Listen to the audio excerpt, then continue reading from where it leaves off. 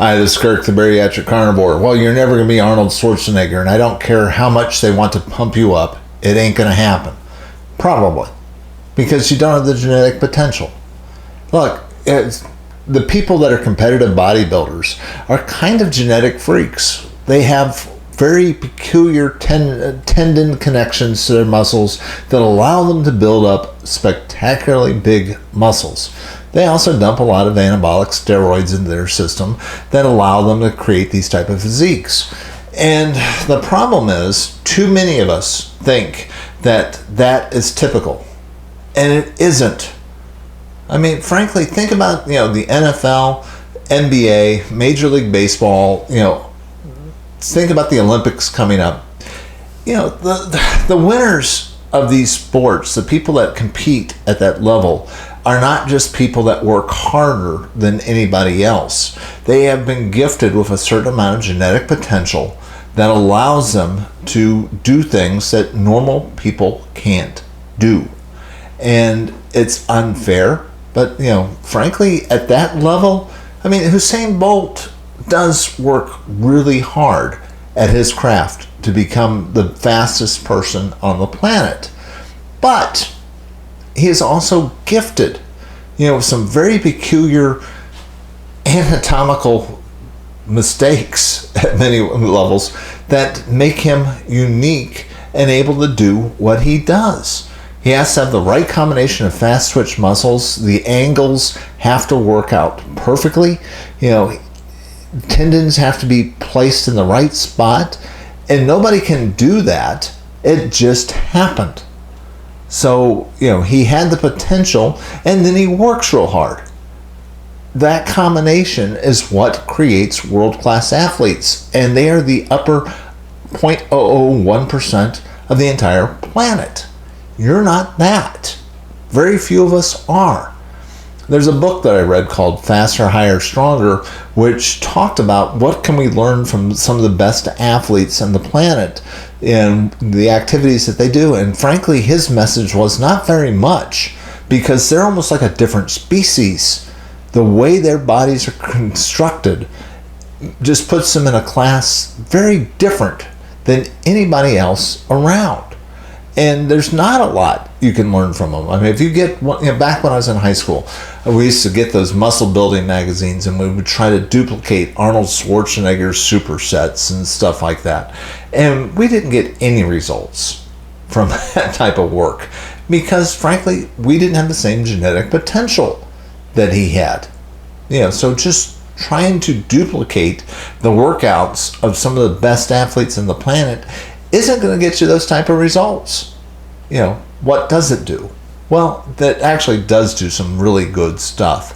I can't, tell you that just because you're not going to be a superstar athlete, just because you're not going to be the next Mr. Olympia, doesn't mean that you don't want to be working hard with resistance training, trying to get more muscle and strength. You want as much as you possibly can. This is what's going to help you to age well and give you the most margin under the curve that you can possibly have. And I have worked with people that, once you are stuck in a bed for just really about 3 weeks, you lose between 3 to 5% of your lean tissue. Just 3 to 5 weeks of inactivity costs you that much muscle.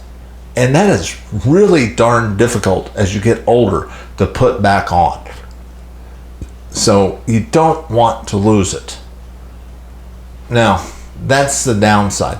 The plus side is, look, when you do just a little bit of work, if you're doing resistance a few times a week for just 15 minutes, you're going to get tremendous amounts of results over time. But it's got to be consistent. And that's really the big difference between most people and elite athletes. Those guys have to be in the gym for hours trying to tweak things to get themselves up stronger so they can compete at the elite level. You don't have to.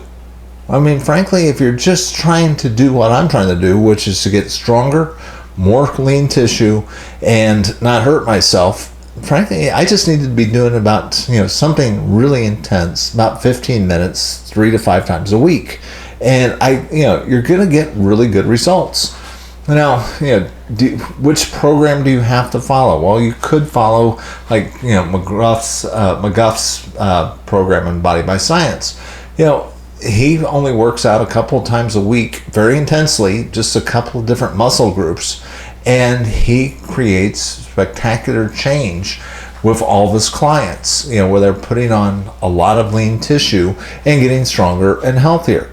You can do it like I do it, which is, 15 minutes, 3 to 4 times a week, where I'm alternating, legs, arms, etc., using bands and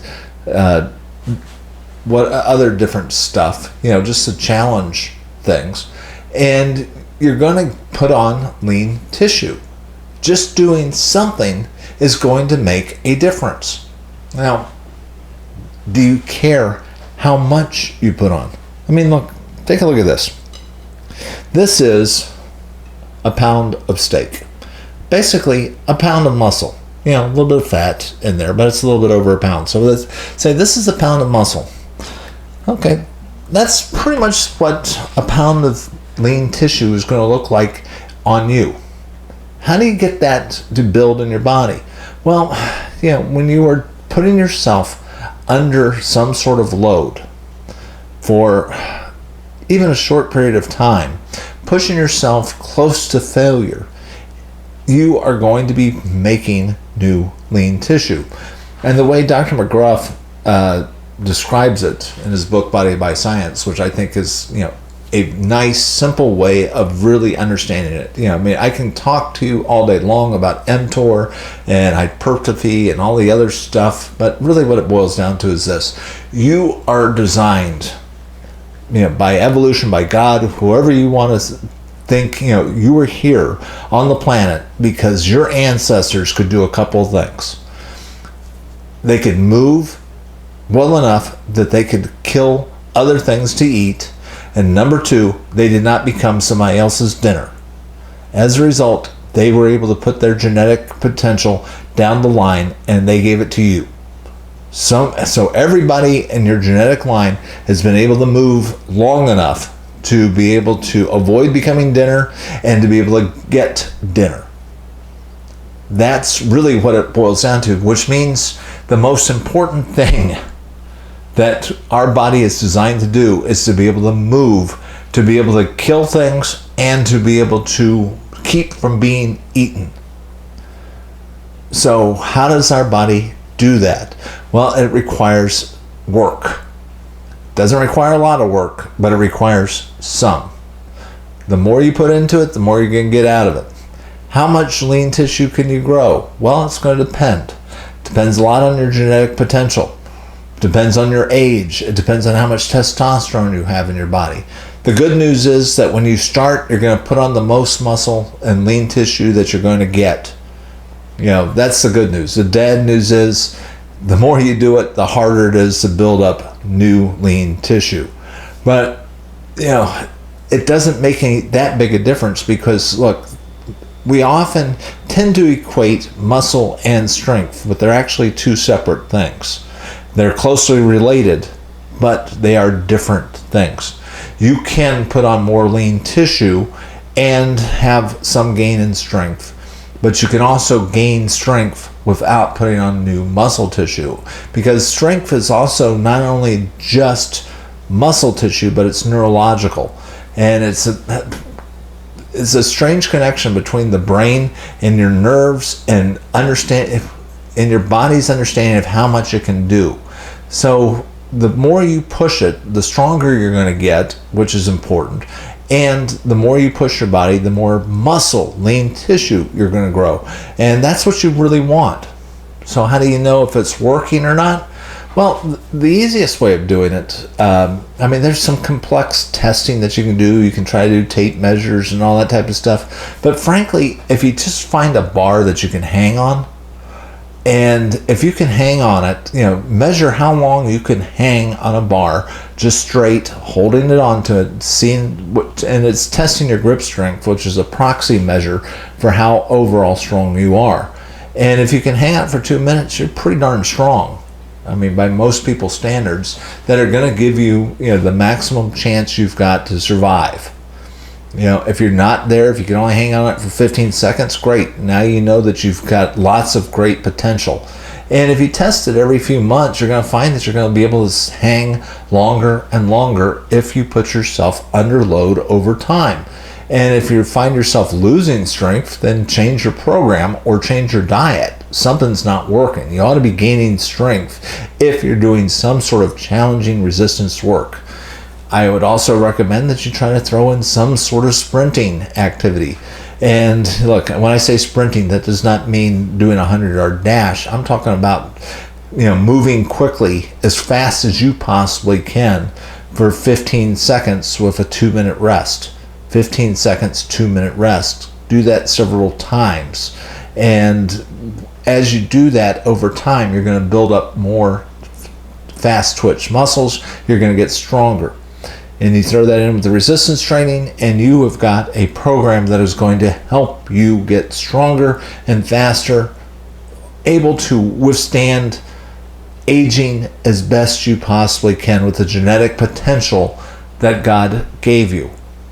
Like I said, not everybody's going to be Arnold Schwarzenegger. That's okay. Not everybody's going to play in the NFL or the NBA. That's okay. But we all have a right to have as much margin under the curve as we possibly can. And look, things are going to happen. A month ago, I went to the heart hospital because I got a blood clot in my lung. That came as a shock. But because for the last 5 years, I have been eating a good diet. I have been doing resistance training very consistently over time. I had margin. Even though life threw me a curveball, I ended up on my back in a hospital bed and had all these things happening. As soon as they, shocked my heart back into rhythm, I'm up and out. I'm driving myself home after that happened. Why? Because I had the margin, and the more strength, lean tissue you've got built into your system, the better you are to be able to withstand life's problems. If you're going to be stuck, there may be things that'll happen to you where you get a virus and you are stuck in bed for a couple of weeks, which means you're going to lose some muscle tissue. It's going to happen, and there's not a damn thing you can do about it while you're sick. But how much margin do you have? If I got stuck and I couldn't move for a couple of weeks, I've got some margin. I've got leftover muscle tissue. I can lose 3 to 5%, and I can get back up on my feet again, and I'll be ready to go pretty darn quickly after that type of situation. Where are you? Do you have the margin to be able to make that happen? And if you don't have it, and you're just barely functioning now, these little setbacks are going to kick you on your butt and keep you there, and that is a horrible way to go. You do not want to be lying in a hospital bed for the last couple of months of your life with somebody else wiping your butt, unless that's really what you want. But the best way to prevent it is to make yourself as strong as possible, and that requires resistance training and really good food. This is Kirk, the Bariatric Carnivore. I try to put out a couple of messages each week. If you like this message, please hit the like and subscribe. Join this channel. Join this with other people that are trying to stay out of the medical system, build in some margin from their life so that they can withstand life's little problems. I will talk to you again soon.